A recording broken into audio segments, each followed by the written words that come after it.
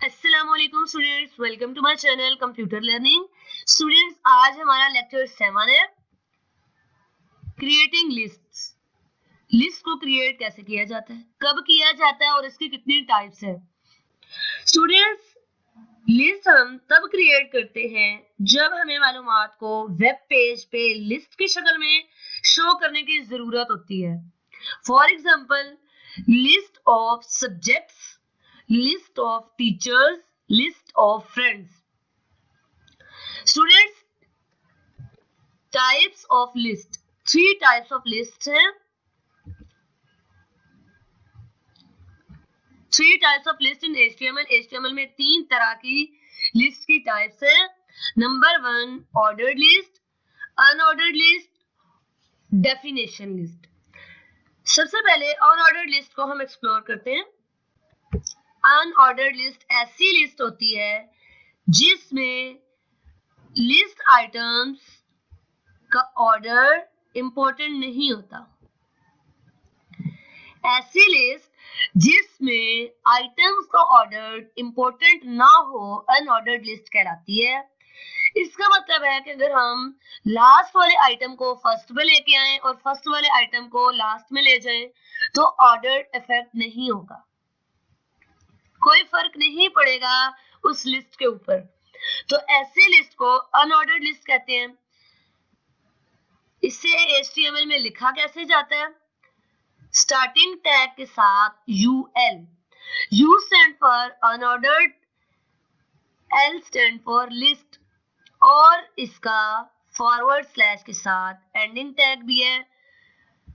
इसके अलावा स्टूडेंट्स, इन दोनों के दरमियान में लिस्ट आइटम दिए जाते हैं। ऐसे आइटम जिन्हें हम लिस्ट की शक्ल में शो करवाना चाहते हैं तो LI टैग से दिए जाते हैं और इसका क्लोजिंग टैग भी फॉरवर्ड स्लैश के साथ यूज किया जाता है।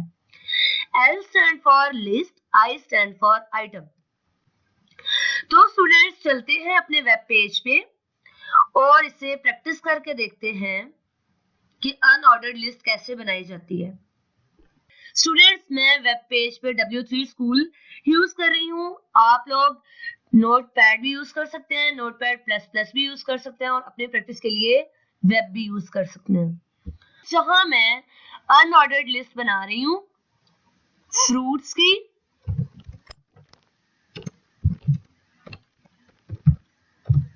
नेम ऑफ फ्रूट्स ये मैं लिखती हूँ अनऑर्डर्ड लिस्ट के अंदर।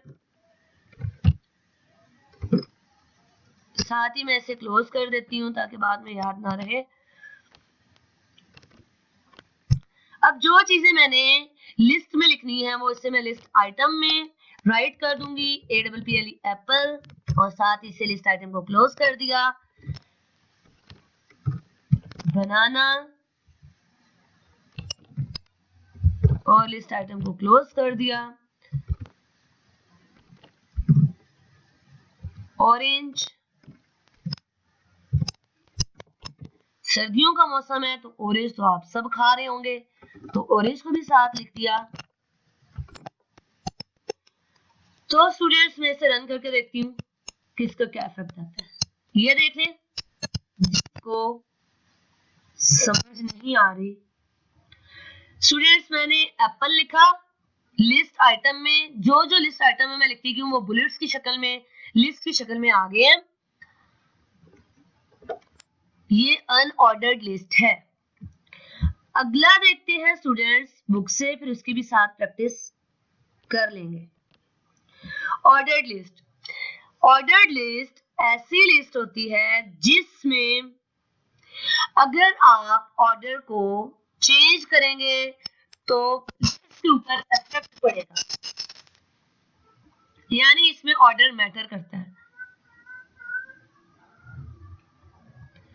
तो स्टूडेंट्स, इसे हम OL टैग से लिखते हैं ऑर्डर्ड लिस्ट, और इसका क्लोजिंग टैग फॉरवर्ड स्लैश के साथ ऑर्डर लिस्ट, और बिल्कुल अनऑर्डर्ड लिस्ट में लिस्ट आइटम जैसे दिए जाते हैं इसमें भी लिस्ट आइटम ऐसे ही दिए जाएंगे क्लोजिंग टैग के साथ। तो चलते हैं स्टूडेंट्स, वेब पेज पे से भी साथ साथ देख लेते हैं।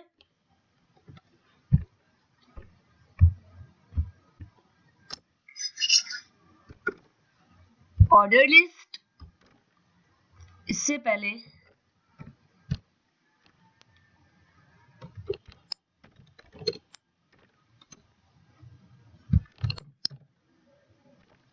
क्लास 9 रिजल्ट के नाम से मैंने बना लिया ऑर्डर लिस्ट के अंदर, साथ में क्लोजिंग ऑर्डर लिस्ट बना लिया, और इसके बाद list item first position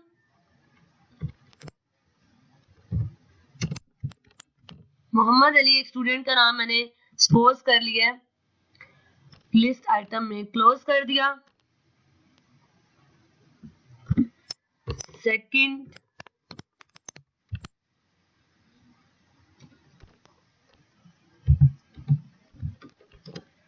position is equal to Ahmad एक स्टूडेंट का नाम सपोज कर लिया,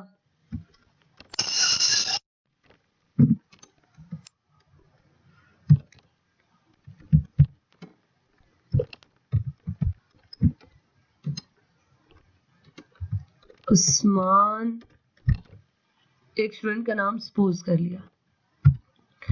हाँ जी स्टूडेंट्स, तो आप देखिएगा कि इसका क्या इफेक्ट आता है।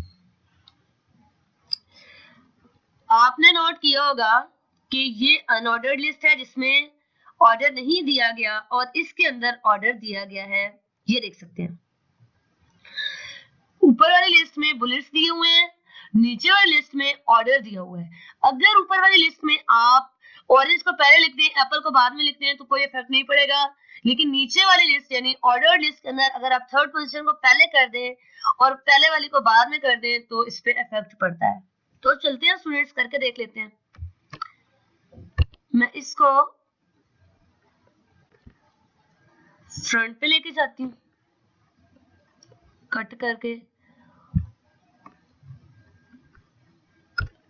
पेस्ट कर दिया। इसको भी मैं ऐसे ही करती हूँ, कट करके और सबसे पहले ले जाती हूँ, रन करके देखते हैं। ये देख लें स्टूडेंट्स, यहाँ कोई फर्क नहीं पड़ा। हाँ जी, यहाँ देखें ऑरेंज एप्पल बनाना, ये कोई फर्क नहीं पड़ा कि अगर आप इसकी ऑर्डर को, अगर आप इसके ऑर्डर को चेंज कर भी देते हैं तो। लेकिन नीचे देखें कि फर्स्ट लिखा हुआ है लेकिन थर्ड पोजीशन आ रही है, सेकंड लिखा हुआ है लेकिन फर्स्ट पोजीशन आ रही है, और यहाँ नंबर 3 में सेकंड पोजीशन आ रही है। तो इसका मतलब है कि ऑर्डर लिस्ट में अगर हम ऑर्डर को चेंज कर देंगे तो पूरी लिस्ट पे इफेक्ट पड़ता है।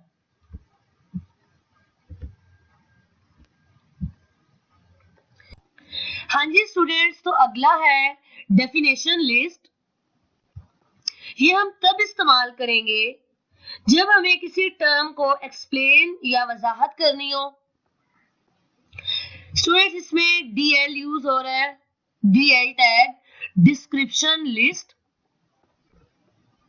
जिसका मतलब होता है description list. D stand for description, L stand for list.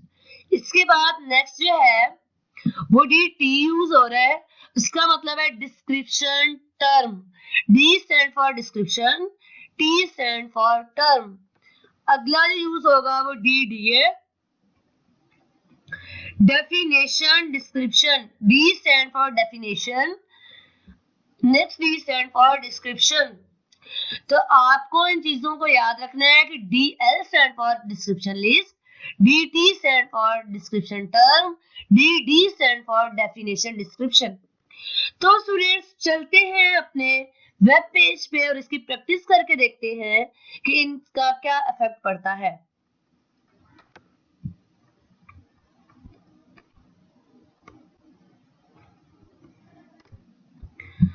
तो स्टूडेंट्स ये देखें, मैंने DL डिस्क्रिप्शन लिस्ट के बाद डिस्क्रिप्शन टर्म दी है कॉफी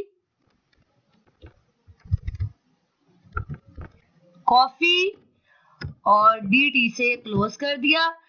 अब कॉफी के बाद मैं इसे मजीद एक्सप्लेन, कॉफी को एक्सप्लेन करना चाहती हूँ, इसकी और मजीद वजाहत करना चाहती हूँ, तो डी डेफिनेशन डिस्क्रिप्शन। कॉफी है वो ब्लैक होती है, हॉट ड्रिंक, और इससे मैंने डी को बंद कर दिया। ये एक बन गया, यानी ये कॉफी है। कॉफी के बाद ब्लैक हॉट ड्रिंक, इसकी वजाहत है। आगे जी, डी टर्म है मिल्क, और इससे मैंने क्लोज कर दिया। इसके बाद इसकी मजीद जो एक्सप्लेनेशन है वो डी में मैं दूंगी कि मिल्क जो है वो वाइट है, कोल्ड ड्रिंक, और इससे मैंने क्लोज कर दिया। तो स्टूडेंट ये डी एल को भी मैंने क्लोज कर दिया। हाँ जी, तो मैं इसे सेव करके देखती हूँ कि क्या इफेक्ट पड़ता है। स्टूडेंट ये देखिए, coffee, black hot drink, milk, white cold drink. Coffee को इन्होंने मजीद आगे एक्सप्लेन कर दिया है, मिल्क को भी इन्होंने मजीद आगे एक्सप्लेन कर दिया है। तो यहां मैं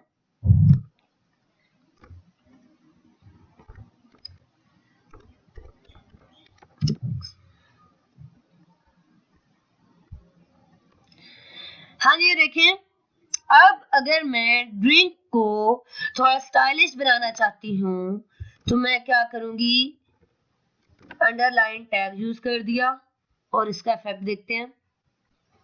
ये देखें, क्लास 9 पे भी कर देती हूँ, स्टार्टिंग टैग अंडरलाइन,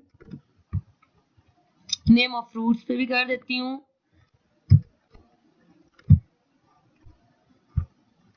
ये क्लोजिंग टैग हो गया। अब देखती हूँ ये थोड़ा स्टाइलिश सा आपको नजर आएगा, अंडरलाइन हुआ हुआ। तो स्टूडेंट्स उम्मीद करती हूँ कि आपको समझ आ गई होगी। एक दफा फिर मैं आपको एक्सप्लेन कर देती हूँ कि सबसे पहले जो है वो अनऑर्डर्ड लिस्ट है, इसके बाद जो है वो ऑर्डर्ड लिस्ट है, इसके बाद जो है वो डेफिनेशन लिस्ट है। डेफिनेशन लिस्ट ऐसी लिस्ट होती है जिसमें किसी टर्म को मजीद एक्सप्लेन किया जाता है। जैसे यहाँ इन्होंने कॉफी को एक्सप्लेन किया है कि ब्लैक हॉट ड्रिंक है, और मिल्क को एक्सप्लेन किया है कि व्हाइट कोल्ड ड्रिंक है। तो स्टूडेंट्स इसके बाद एक और लिस्ट है, नेस्टेड लिस्ट।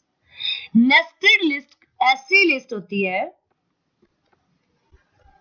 जिसमें लिस्ट के अंदर लिस्ट हो। स्टूडेंट नेस्ट क्या होता है? नेस्ट जो होता है वो घोंसला होता है कौवों का, चिड़िया का। तो घोंसले की क्या खासियत है कि तिनके के अंदर तिनका, तिनके के अंदर उसके बाहर, उसके बाहर, इस तरह करके उन्होंने घोंसला बनाया होता है। तो स्टूडेंट नेस्ट इसीलिए ये वर्ड लिया गया है कि लिस्ट के अंदर लिस्ट, इसे नेस्टेड लिस्ट कहेंगे। तो स्टूडेंट इसकी एग्जांपल देख लेते हैं। मैंने ये कॉफी वाली एग्जांपल नहीं ली, मैं लेती हूं सब्जेक्ट्स की एग्जांपल। मैंने अनऑर्डर्ड लिस्ट बनाई है, अनऑर्डर्ड लिस्ट, और इसके अंदर इसको साथ ही क्लोज कर दिया, और इसके अंदर लिस्ट आइटम लिखती हूँ, लिस्ट आइटम, और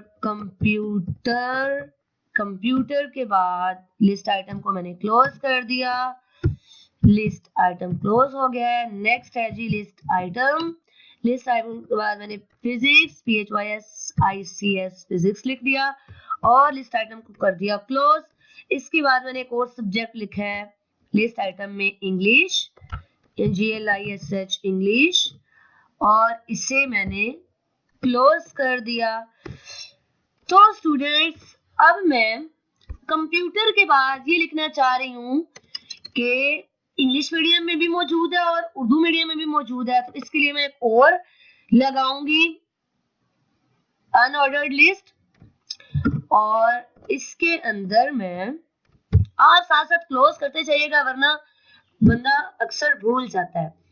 तो इसके अंदर मैंने लिस्ट आइटम के अंदर मैंने लिखा है इंग्लिश मीडियम और इसको मैंने क्लोज कर दिया। और लिस्ट आइटम के बाद Urdu medium URDU Urdu medium, और इसके बाद लिस्ट आइटम के साथ इसे कर दिया क्लोज। तो स्टूडेंट्स देखते हैं कि इसका क्या इफेक्ट पड़ता है। ये देखिए स्टूडेंट्स, यहाँ मैंने नेस्टेड लिस्ट यूज की है। कंप्यूटर के बाद मजीद इंग्लिश मीडियम और उर्दू मीडियम की आपको लिस्ट नजर आ रही होगी। ये पहले वाले लिस्ट के अंदर मैंने एक और लिस्ट अंदर शामिल कर दी, तो ये तब शो हो रहा है। तो स्टूडेंट्स उम्मीद करती हूँ आपको ये समझ आया होगा। स्टूडेंट्स मिलते हैं नेक्स्ट लेक्चर में, तब तक के लिए अल्लाह हाफिज।